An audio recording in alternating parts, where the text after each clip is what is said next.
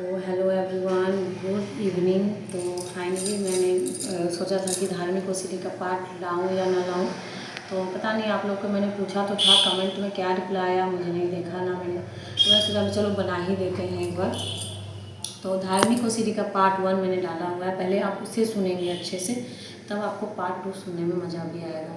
और जिनको religious OCD है, देखिए डरे ना, ज़िंदगी बहुत अच्छी है। और छोटे छोटे माइंड के डिप्रेशन ओसीडी के चक्कर में क्या करते हैं लोग, तो बोल देते हैं कि मैं सुसाइड कर लूँ, ये ज़िंदगी से क्या मतलब है, ज़िंदगी को ख़त्म ही कर लेना सही होगा। लेकिन ये बहुत बड़ा बात आप लोग ऐसे नहीं बोले, क्योंकि आपका दुश्मन मन यही तो चाह रहा है कि आप इतने ज़्यादा थक हार जाओ, आखिरी पर आपको सुसाइड करने की एडवाइस देने लगता है मन। लेकिन इसकी बात नहीं सुनकर आपको हौसला अपने अंदर जगाना होगा। जैसे मैं जिनसे बात करती हूँ उनका नाम भी ले रही हूँ और वीडियो में उनको भेजूँगी भी। तो मैं नाम लूँ या नहीं लेती हूँ नाम, क्योंकि हर किसी को पसंद नहीं होता वीडियो में नाम ले। तो मैं खास करके उनके लिए भी वीडियो बना रही हूँ, और जो भी मेरे सब्सक्राइबर हैं जो धार्मिक ओसीडी से परेशान हैं उनके लिए भी बना रही हूँ। देखिए, आप लोग को लगता होगा कि ये कैसे ठीक हुई, चाहे क्या ऐसा दवा ले लिया। देखिए, इसका कोई दवाई नहीं है। हाँ, दवाई है। जैसे आपको नींद नहीं आती है तो नींद आपको अनकम्प्लीट जो नींद है, अनकम्प्लीट इसमें नींद होती नहीं है, ओवर थिंकिंग ज़्यादा होती है, जिसकी वजह से लोग कम सोते हैं और उनका दिमाग ज़्यादा चलता है। तो मेरे ख्याल से इनको जो है पहले तो अपने रूटीन चेंज करना होगा। पहले तो इस दुश्मन मन से जितना हो सके उतना बचे आप, सबसे पहला पॉइंट। क्योंकि ये दुश्मन मन दिन भर यही सोच अंदर में चाल चलता ही रहता है कि कहाँ आप फंस रहे हो, कहाँ नहीं फंस रहे हो। अगर जिस पॉइंट से आपको डर लग रहा है, जैसे धार्मिक ओसीडी में ज़्यादातर लोगों को डर लगता है कि मैंने भगवान के सामने अगर मेरे मन में गलत विचार आ गए, चाहे मैंने कोई गंदे गाली आ गए, चाहे कोई मन्नत के विचार आ गए, तो वो मेरे हैं। और उस वजह से वो क्या होता है कि वो उस थॉट का ज़्यादा चिंता कर लेते हैं। चिंता जहाँ किसी थॉट पे होगी तो वो थॉट फिर आपको ओसीडी थॉट बन जाता है, फिर माइंड को मौका मिल जाता है आपको परेशान करने का। तो पहली बात तो इसे मौका ना दे, इसे फंसे मत। पहले अपने अंदर में पूरा क्लियर रहे कि मुझे गलत चीज़ मैं अपने तरफ से नहीं सोचूंगी। सिंपल, माइंड जो ला रहा है वो मन सोच रहा है, मैं नहीं। माइंड, मान लीजिए आप जा रहे हो रास्ते में कहीं जा रहे हो, भगवान को देखा, गंदे गाली आ गया, तो ये आपका सोच नहीं है, ये आपके मन ने सोचा। तो आप बोलोगे कि फंस क्यों जाते हैं हम? फंस इसलिए जाते हो कि आप बहुत ज़्यादा डर जाते हो, बहुत ज़्यादा डर जाते हो कि एकदम लगता है आपको कि नहीं, मेरा ही सोच हो सकता है, मैं ही पापी हूँ, अपराधी हूँ, ऐसा गिल्ट की भावना अपने अंदर आप ले आते हैं। जिसके बाद क्या होता है, जितना जितना आपका मन क्या करता है उसका फ़ायदा उठा के, जब आपका मन देखता है कि इस पर इसने ज़्यादा फोकस किया है, यहाँ पे इसका अटेंशन ज़्यादा आया है, तो वो क्या करता है, आवाज़ आ रही थी थोड़ा सा, तो यहाँ पे देखिएगा आपका मन कि यहाँ पे ज़्यादा कमज़ोर पड़ गई है, यहाँ ज़्यादा डर रही है, तो उस चीज़ को बार बार आपको याद दिलाने की चेष्टा करेगा।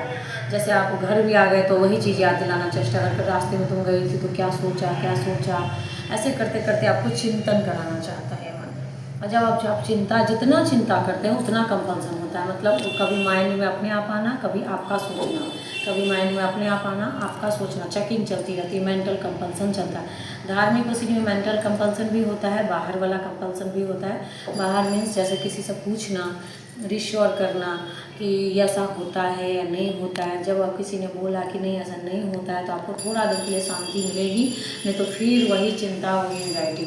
तो मेरा जो मानना है, पहले आप भगवान को अच्छे से समझें। 1 नंबर, भगवान से पहली बार डरना बंद कर दें, थोड़ा दिन के लिए बिल्कुल डरना बंद करें। देखिए, जो विश्व के रचनाकार हैं, भगवान हैं, उन्हीं ने आपको रचा है, और जब उन्हीं से आप भागने लगोगे, डरे लगोगे, तो फिर कोई चांस ही नहीं है आपका बचने का। तो सबसे पहले आप उनसे डरिए मत। वो भगवान है, माता पिता हैं, आप उनसे दूर हो, तभी तो ये माइंड आपको परेशान कर रहा कि फिर इस थॉट से कैसे बचे।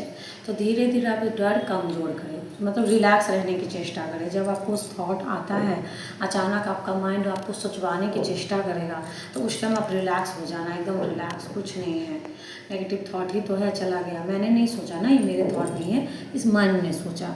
फिर आपका मन जो आपको चिंता कराना चाहेगा, उस चिंता से जितना हो सके बचे। क्योंकि अगर आप चिंता नहीं करेंगे तो आपसे चिपकेगा नहीं, जहाँ आपकी चिंतन होगी वहीं से चिपक जाता है। और इसमें अंतर देखना होगा कि वो मन सोच रहा है, आप नहीं। आप दोषी तब होंगे जब आप सोच रहे होंगे, आप सोच रहे होंगे, जानबूझ के सोच रहे होंगे, तब आप दोषी होंगे। लेकिन ये मन की हैबिट हो गई है, पुरानी हैबिट है, आदत हो गई है, तो वो सोच रहा है। आपको क्या करना है, जब वो आपको चिंता दिलाना चाह रहा है, आपको चेक कराना चाह रहा है, इस चेकिंग से आपको थोड़ा बचना पड़ेगा। जब आपका मन करे चेक करने को, नहीं हम थोड़ा एंजाइटी सह लेंगे पर हम चेक नहीं करेंगे। जैसे जैसे आप चेकिंग थोड़ा थोड़ा रोकेंगे वैसे वैसे ये ओसीडी का थॉट थोड़ा कमज़ोर पड़ जाएगा और धीरे धीरे कमज़ोर पड़ते पड़ते ये डिलीट हो जाएगा। लेकिन जितनी आप चेकिंग करेंगे, जितनी आप चिंता करेंगे, जितना उस पर फोकस रखे रहेंगे, वो कमज़ोर होने के बजाय और ज़्यादा उसमें पावर आने लगती है और उसके बाद उसका कमज़ोर होना, आप कमज़ोर हो जाते हो, आपका थॉट पावरफुल हो जाता है, फिर उससे बचना मुश्किल हो जाता है। तो पहले हम उसे कमज़ोर करने के लिए क्या करेंगे, धीरे धीरे चिंतन कम करेंगे। 1-2 बार कंपल्सन हो जाए तो कोई बात नहीं, आप बोलना हम 1000 बार गिरेंगे पर हम उठेंगे ज़रूर, पर हम कोशिश करते रहेंगे। और हाँ, काउंसलिंग ज़रूर लीजिए अगर आपको काउंसलिंग की सुविधा है। अगर कोई अच्छे आपको लग रहा है जिसके पे आपका ट्रस्ट है, विश्वास है, जो आपको संभाल सकता है, ले जा सकता है। जैसे मैं भी कितने लोगों को संभाली हूँ, मैं डॉक्टर नहीं हूँ बट मैंने अपने अनुभव से, जैसे मैंने भी खुद मैंने भी झेले थे, तो वैसे वैसे कैसे मैं बाहर निकली, कैसे मैंने भगवान से कनेक्शन जोड़ा, कैसे कैसे इसको ठीक करने की चेष्टा की, ये सब लोगों को मैं भी समझाती हूँ।